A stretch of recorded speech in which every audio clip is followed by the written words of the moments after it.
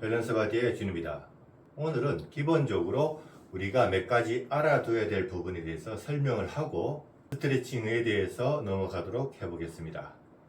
기본적으로 스트레칭을 하거나 아니면 배우거나 기술적인 부분을 배우거나 왜 목적이 있어야 됩니다. 왜 해야 되는지에 대해서 그냥 무조건 하면 좋습니다. 그 부분도 맞습니다. 그러나 정확한 개념을 아시고서 그리고 스트레칭이 잘 되는 사람이 있고 잘 안 되는 사람이 있습니다. 잘 되시는 분들은 큰 어려움 없이 수월하게 스트레칭을 배우면서 넘어가집니다. 그런데 잘 안 되시는 분들은 스트레칭이 왜 잘 안 되는지에 대해서 정확한 원인을 모릅니다. 그걸 정확하게 설명을 해 주시는 분도 별로 없을 겁니다. 몸이 많이 굳으셨네요. 간단하게 그렇게 말씀을 하는 분들이 대다수일 겁니다. 그리고 의지가 약합니다.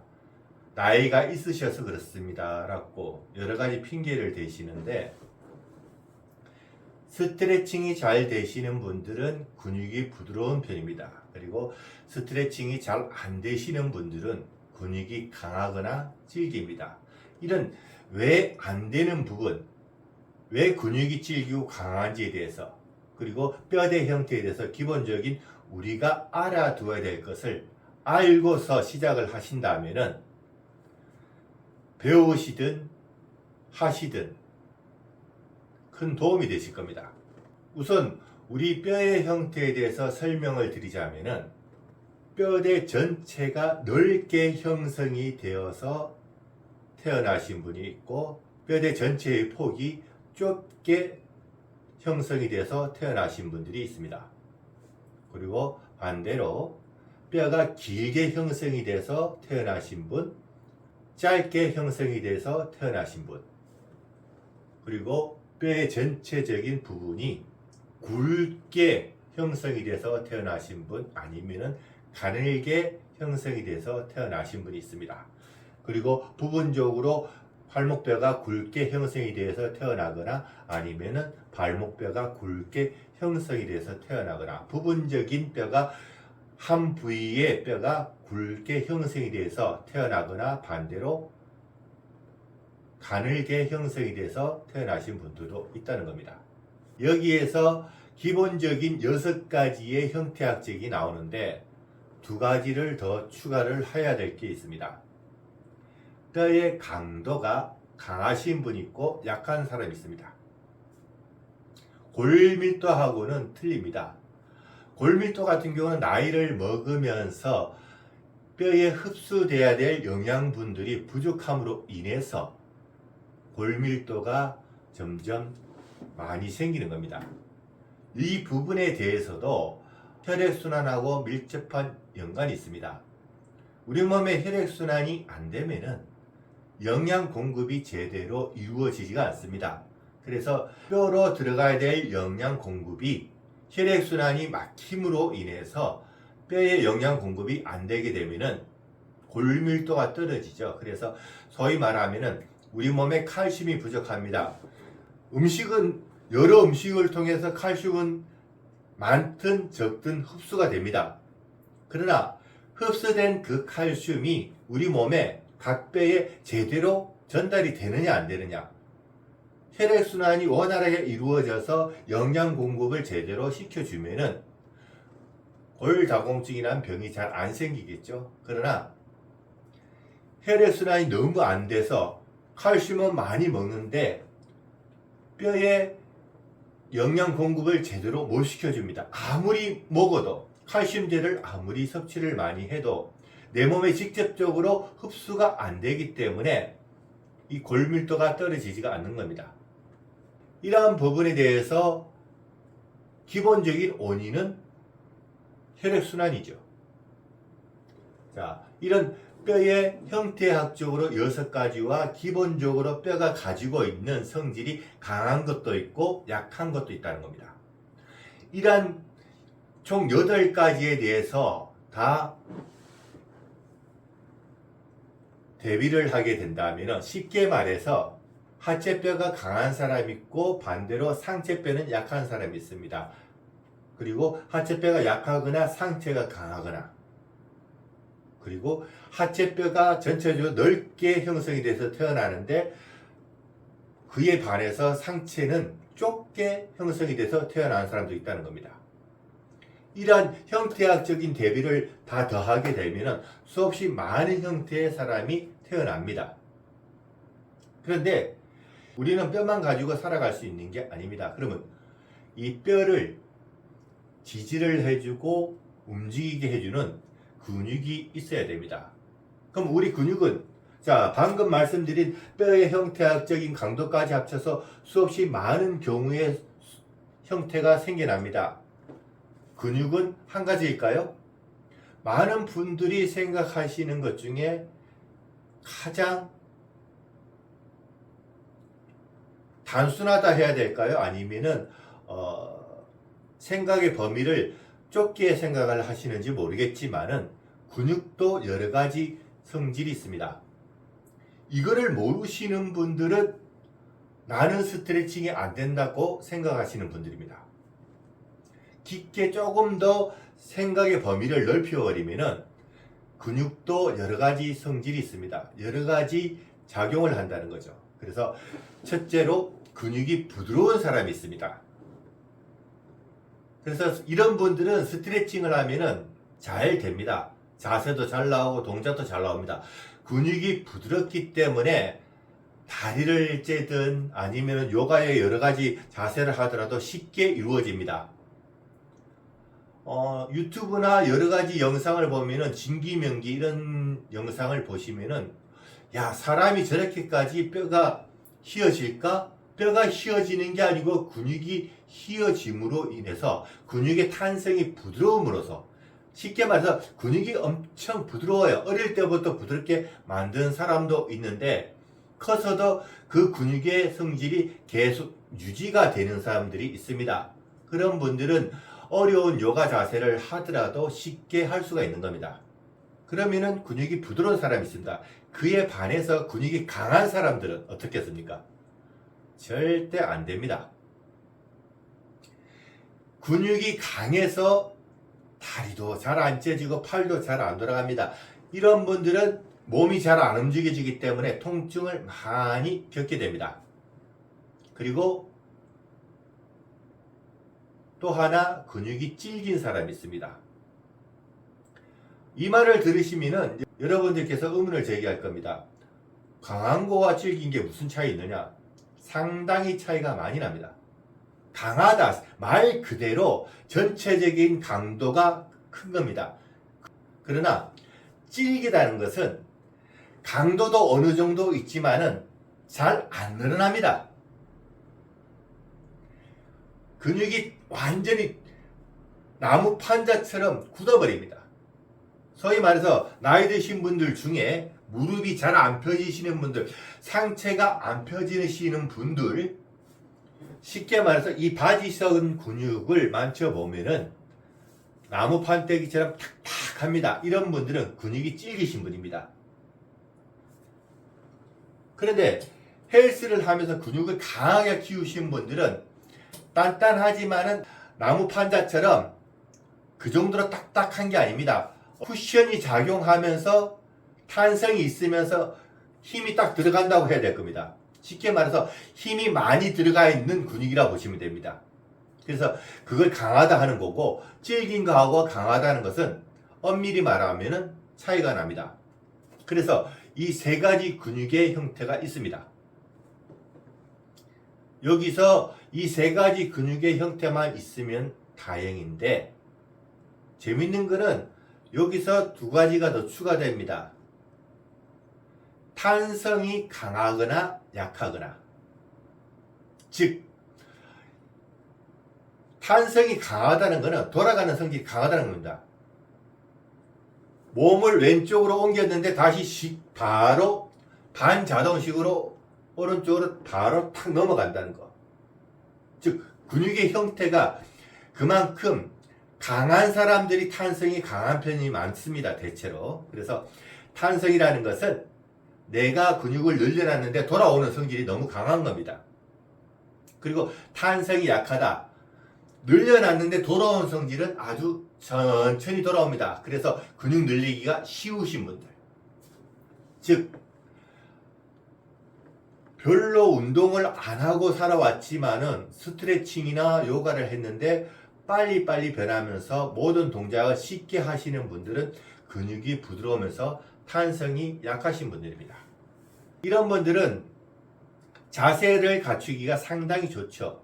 그러나 그 반대의 경우 근육이 질기거나 탄성이 강한 경우를 갖고 있는 이런 성질을 갖고 있는 분들은 아무리 자세를 만들어도 자세를 갖추어도 아무리 다리를 째도 절대 쉽게 안 째집니다. 시간이 엄청 많이 걸립니다. 대체로 스트레칭이나 요가를 빨리 포기하시는 분들 중에 이런 분들이 많이 포함되어 있습니다. 그리고 또 뭐가 있겠습니까? 이 두 가지로 끝나버리면 괜찮은데 그 다음에는 신경 분포도가 넓게 퍼져 있는 사람이 있고 부분적으로 좁게 모여 있는 경우가 있습니다. 그러니까 신경 분포도가 전체적으로 팔 전체는 팔 전체적인 모든 부분에 신경이 골고루 퍼져 있는 분들이 있고 그와 반대로 신경 분포도가 좁게 형성이 돼서 부분적으로 모여 있는 경우가 있습니다. 이런 분들. 그리고 신경이 많으신 분들이 있고 신경이 적으신 분들이 있습니다. 같은 부위를 같은 동성의 사람, 같은 체형의 사람을 그리고 같은 근육이 부드러운 사람을 같은 부위에서 쉽게 말해서 피부를 비틉니다. 그런데 한 사람은 엄청 아프다고 표현을 하고 한 사람은 그저 참을만 하다고 표현을 합니다. 이것은 똑같은 성질을 갖고 있다 하더라도 신경의 분포도가 많이 분포되어 있고 많이 신경이 형성이 되어 있으면 통증을 많이 느껴버립니다. 그러나 신경의 분포도가 적거나 신경이 적게 형성이 되신 분들은 그다지 크게 아프다고 생각이 안 드는 겁니다. 그 다음에는 몸이 전체적으로 잘 붙는 분들이 있고 잘 안 붙는 분들이 있습니다. 이런 분들은 굳이 설명을 드린다면은 근육하고도 연관이 있지만은 몸이 잘 붙는 분들은 근육이나 지방이 좀 밀착이 되는 겁니다. 좀 돌아오는 성질이 강한 편이죠. 그래서 뼈도 강하고 근육의 성질이 거의 다 보시면은 탄성이 좀 강하신 분들이 몸이 잘 붙습니다. 그래서 밤에 좀 음식을 먹고 자도 몸이 붓거나 아니면은 잠깐 일을 했는데 허리가 심하게 아픕니다. 심하게 아프면서 온몸이 둥둥 부어버립니다. 이런 분들은 대체로 혈액순환 자체가 아주 더디게 흐릅니다. 빨리 안 흐릅니다. 순환 자체가 잘 안 된다는 거죠. 이런 분들이 고지혈증에 좀 많이 노출되어 있습니다. 이런 경우의 수를 합하게 되면은 사람은 수없이 많은 형태의 사람이 존재합니다. 그래서 나는 스트레칭을 하는데 왜 안 된다고 생각을 하지 마시고 나의 몸이 어떤 상태인가를 먼저 알아두셔야만이 스트레칭을 해나갈 때 큰 도움이 되는 겁니다. 잘 되시는 분들은 그렇게 그다지 신경을 안 쓰셔도 됩니다.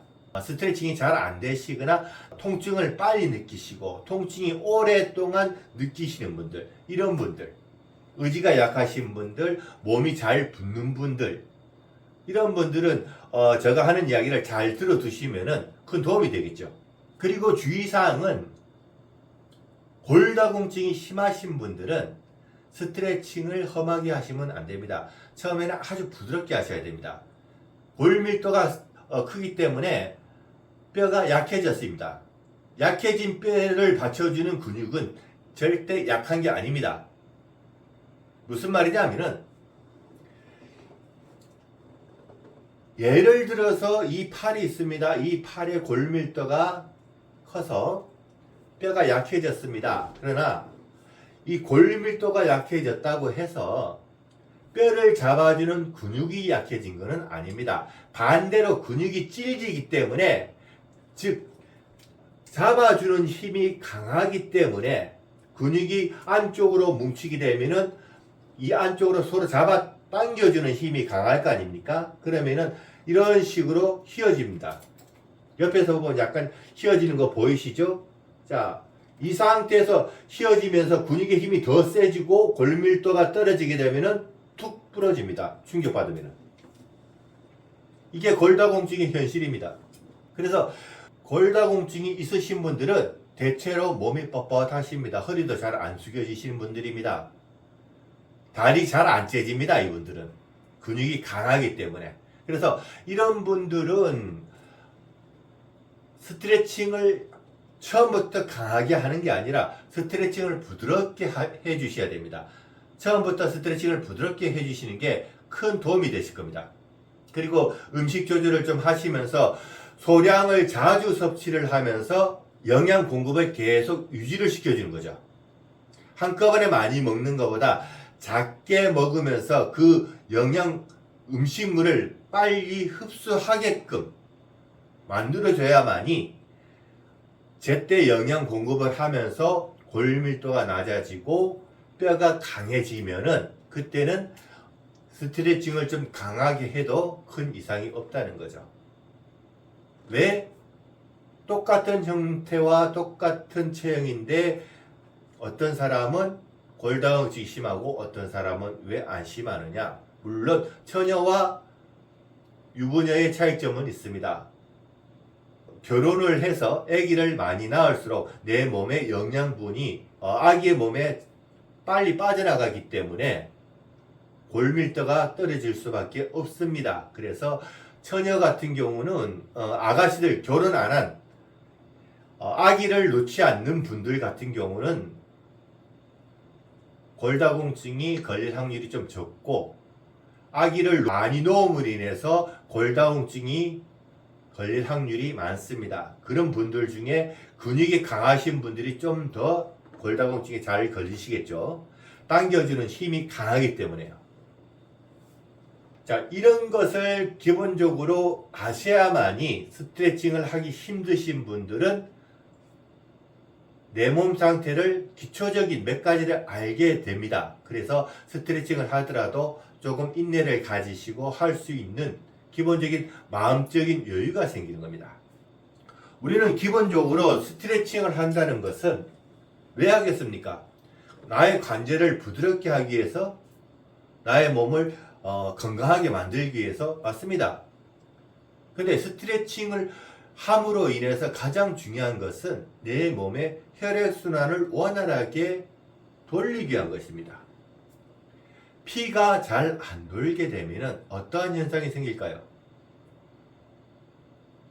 이 영상을 보시는 분들 중에 더위를 많이 타시는 분들은 나는 원래 몸에 열이 많아서 나의 몸에 근육이 강해서 찔기거나 인위적으로 그 운동을 해서 근육을 확장을 시키는 사람들, 즉 근육을 크게 만들어 놓은 거죠. 크게 인위적으로 만든 겁니다.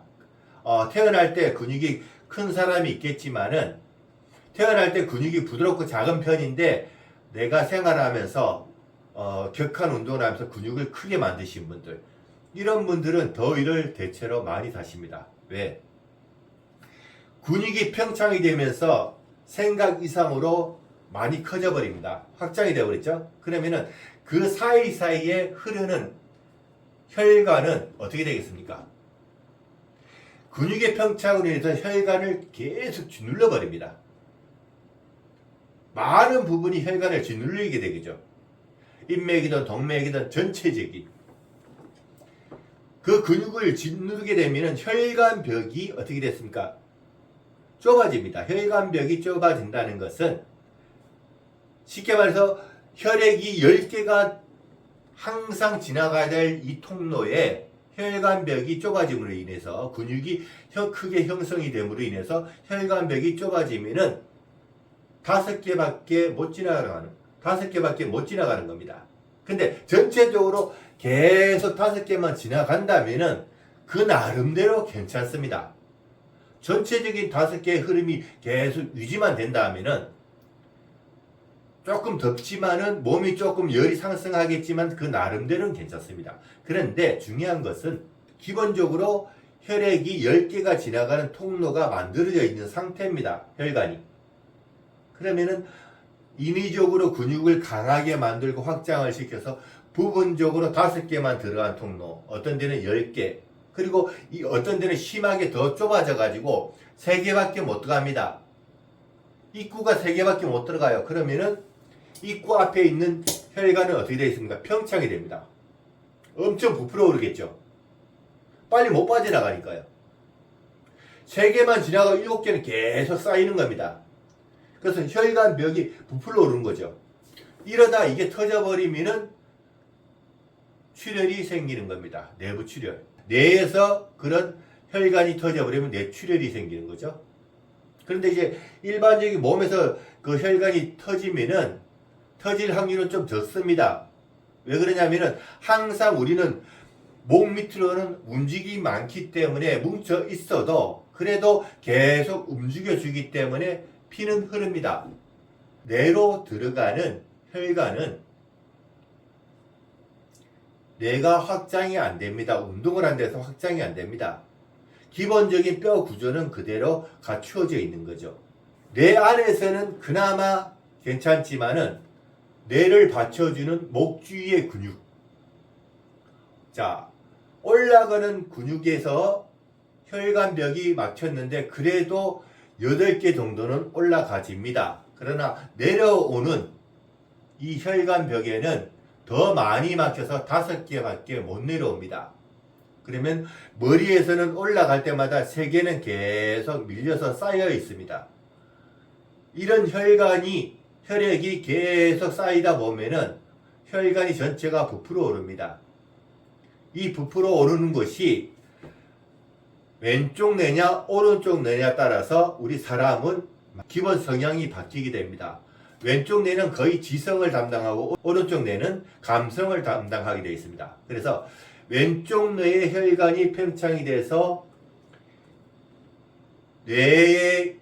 뇌신경을 자극을 주거나 압박을 주게 되면은 지성적인 모든 부분이 막혀서 조금 기능이 떨어집니다. 그래서 계산이 조금 느려지거나 아니면은 내가 알고 있던 그 단어가 갑자기 생각이 안 난다든가 잘 잊어버린다든가 이러한 부분, 지성적인 부분에 대해서 많이 떨어지죠. 기능 자체가 떨어집니다. 그러나 반대로 감성적인 부분에서 이 피가 많이 모여있게 되면 어떻게 되겠습니까?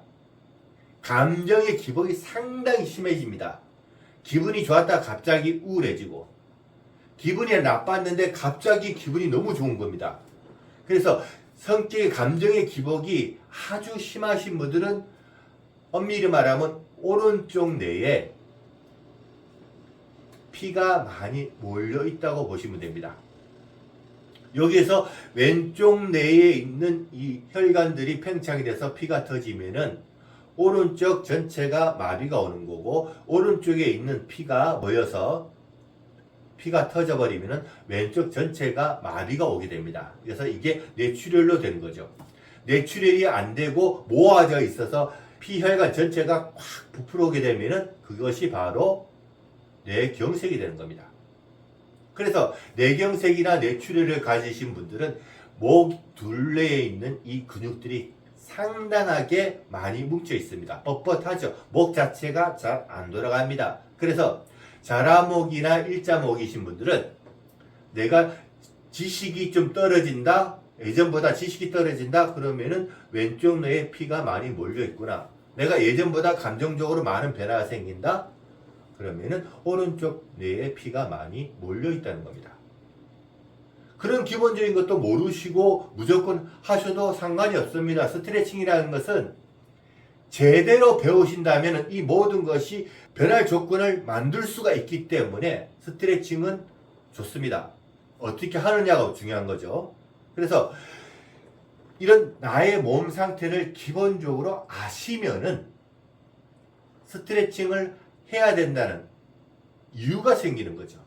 그래서 혈액순환이라는 것은 조금 전에 말했다시피 뇌에 국한되어 있는 것이 아니라 우리 몸 전체적인 것에 해당이 된다는 거죠. 그래서 내가 음식을 많이 먹었습니다. 먹으면 뭐합니까? 흡수가 안 되는데. 왜 흡수가 안 되는지. 자, 좋은 것을 아무리 많이 먹고 좋은 음식을 아무리 많이 먹었습니다. 좋은 식품을 많이 먹었습니다. 그런데 항상 나는 배가 고프고 피곤하고 소화도 안 되고 변비에 속 쓰리고 잘 체하고 왜 그런지 원인을 모릅니다. 내가 위장이 약한 것도 아닌데 왜 나는 잘 체할까요? 왜 위에 탈이 많이 나겠습니까? 그러한 부분들, 나는 잠을 아무리 많이 자는데도 왜 피곤할까요? 변은 계속 잘 누는데 하루에 2번, 3번씩 누는데 계속 숙변이 왜 쌓일까요? 이런 원인들. 담배도 안 피는데 자꾸 가래가 많이 나옵니다. 헛기침이 많이 나옵니다. 담배는 안 피는데 목이 자꾸 따가워요. 술도 안 먹는데 간이 조금 많이 안 좋습니다. 왜 그럴까요? 저혈압 증상이 아닌데도 숨이 찹니다. 고혈압도 아닌데 너무 덥습니다. 숨이 탁탁 멈춘 듯이 그런 충격을 많이 받아요. 왜 그럴까요? 간이 상해서 간이 조금 많이 안 좋습니다. 왜 그럴까요? 저혈압 증상이 아닌데도 숨이 찹니다. 고혈압도 아닌데 너무 덥습니다. 숨이 탁탁 멈춘 듯이 그런 충격을 많이 받아요. 왜 그럴까요? 우리 몸의 이상 신호, 증상은 엄청 많이 존재합니다. 많습니다. 그 원인 거의 대다수는 혈액순환이 아니고, 정확하게 말씀드리면 우리 몸이 굳어오면서, 각 관절이 굳어오면서 근육이 심하게 뭉치면서 혈액순환을 다 막아버리는 거죠. 그로 인해서 나의 내부 장기에 영양 공급을 시켜줘야 되는데 잘 안 되니까 영양 공급을 못 시켜줍니다. 부분적으로 다른 부분도 다 마찬가지고요. 그리고 나의 좋은 세포를 활성화시켜야 되는데 영양 공급이 안 되는데 활성화시킬 수가 없는 겁니다. 그래서 외부 저항적인, 내부 저항적인 것이 모든 것이 막혀버립니다. 저항력이 떨어지는 거죠. 감기를 잘 걸리는 원인도 그렇습니다. 제가 이 스트레칭을 하면서 그 14년 동안 감기는 단 한 번도, 감기는 몇 번 걸려봤지만은 진행이 된 적이 단 한 번 없다는 겁니다. 감기 증상, 코가 조금, 일반적으로 코에 그 감기 걸리는 그런 느낌의 10분의 1 정도를 느낌을 받다가 조금 칼칼하는, 목이 좀 칼칼한 느낌도 한 10분의 1 정도 느낌을 받다가 2, 3일 지나면 없어져 버립니다. 독감이든 뭐든 감기 자체를 안 걸려요, 저는. 내 몸의 순환을 어떻게 시키냐에 따라서 저항력이 강해진다는 겁니다. 그래서 이런 원인을 아신다면은 여러분들께서 그러면 왜 스트레칭을 해야 되는지에 대해서 정확하게 인지가 되는 겁니다. 영상을 보시는 분들은 기본적인 이런 상식을 아셔야만이 스트레칭을 하거나 아니면은 주위에 어떤 이야기를 하더라도 이 기본적인 상식을 모르신다면은 스트레칭하면 무조건 좋습니다. 왜 좋나요? 말을 못하게 되는 거죠. 그리고 자기가 인지를 못하기 때문에, 본인 자신이 인지를 못하기 때문에 굳이 해야 되는 이유를 못 찾습니다. 그래서 빨리 포기하게 됩니다. 대다수 분들은 그런 이유로 포기를 하는 경우가 많습니다. 아프거나 힘이 들죠. 그 다음에 굳이 스트레칭을 왜 해야 되지? 원인을 정확하게 모르기 때문에, 이유를 정확하게 모르기 때문에 안 합니다. 제가 지금 여러 가지 설명을 드렸지만 그 안에 조금 더 확대해 들어가면은 병이 왜 걸리는지에 대해서도 대체적으로 8, 90%까지는 설명이 됩니다. 외부적인 바이러스적인 것을 뺀 몸 안에서 생기는 병들은 거의 다 설명을 할 수가 있습니다. 특수한 경우 빼고는. 그래서 이 스트레칭이라는 것은 어떻게 하느냐, 어떠한 방식으로 제대로 빨리 풀어내느냐가 가장 중요하다는 것입니다. 여러분들께서 이 영상을 보시고 이런 기본적인 상식을 배우시고 나서 올바르게 스트레칭을 배우시고 하시기를 부탁을 드리는 겁니다. 자, 오늘은 우리 몸의 형태에서 전체적인 혈액순환을 왜 해야 되는지에 대해서 설명을 드렸지만 다음 시간에는 왜 우리 몸이 틀어져 있는지에 대해서, 이 영상을 보시는 분들은 왜 우리 몸이 틀어졌습니까? 정확하게 설명하시는 분 있습니까? 그 이유를 알아야만이 내가 잘못된 습관, 행동, 일을 하더라도 내가 그 틀어진 몸을 빨리 풀어낼 수 있는 방법을 배울 수 있다는 거죠. 내가 왜 몸이 틀어졌죠? 내가 왜 허리가 자꾸 아프지요? 무릎이 왜 자꾸 아픕니까? 왜 나는 유독 오른쪽 발목만 잘 삄니다. 왼쪽 발목만 잘 삐어요. 왜 그럴까요? 왜 유독 나는 똑같은 상체의 팔 운동을 하거나 일을 했지만은 유독 오른쪽 어깨만 아픕니다. 유독 왼쪽 팔이 너무 아픕니다. 유독 나는 오른쪽 허리만 너무 아픕니다. 왜 나는 왼쪽 허리만 계속 아프죠? 왜 나는 왼쪽 다리가 힙 쪽에서 전기 흐르듯이 지리하면서 발끝이 저려올까요? 이런 의문을 가져오신 분들이 있습니까? 그런 것도 기본적으로 우리가 알아둬야만이 왜 스트레칭을 해야 되는지에 대해서 알 수가 있다는 겁니다. 다음 시간에는 왜 우리 몸이 틀어졌는지, 왜 그렇게 틀어질 수밖에 없는지에 대해서 설명을 드리도록 하겠습니다. 오늘은 여기까지입니다.